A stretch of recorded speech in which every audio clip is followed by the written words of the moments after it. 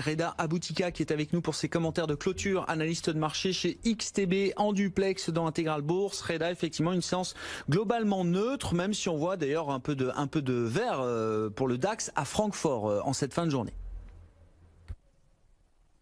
Oui, exactement, hein. Le DAX qui a évolué en territoire positif à la veille de la publication de chiffres majeurs concernant l'Allemagne. Ce sera demain, ce sera les PMI. Mais le CAC 40, quant à lui, est resté à l'équilibre, mais est parvenu tout de même à franchir les 5635 points et clôture actuellement au-dessus des 5650. Alors le CAC 40 ne parvient pas à décoller et évolue en range, donc dans une bande de fluctuation délimitée par les 5615 points et les 5660, et ce depuis vendredi dernier. Alors un retour au seuil psychologique des 5600 points pourrait peut-être donner du souffle à l'indice français, permettant ainsi un rebond en direction des 5675 en franchissant toutes les résistances intermédiaires. Alors pour le moment, il est assez difficile de tirer son épingle du jeu en Europe avec ce nouveau rebondissement concernant le Brexit et les publications de résultats d'entreprises, que ce soit en France ou même aux États-Unis. Alors des résultats qui confirment les conséquences néfastes du conflit commercial.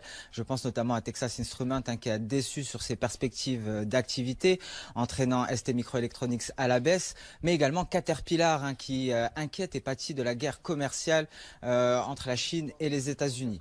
Alors ces deux entreprises américaines sont vues comme un baromètre de la santé de l'économie mondiale et nous donnent un signal fort, ce qui ne devrait pas laisser la fête de marbre qui pourrait même annoncer une nouvelle réduction de taux la semaine prochaine.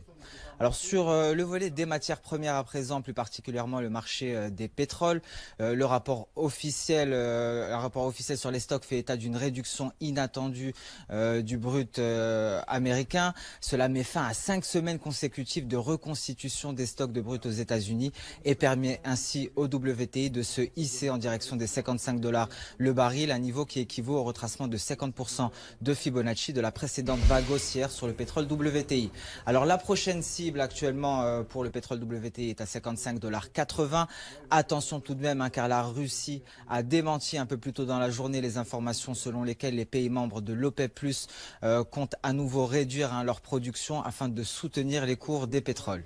Merci beaucoup Reda Aboutika qui nous accompagnait pour cette séance et cette clôture à Paris, analyste de marché chez XTB. Un mot du Brexit évidemment, alors c'est temps mort aujourd'hui sur le Brexit en attendant la réponse de l'Union européenne, mais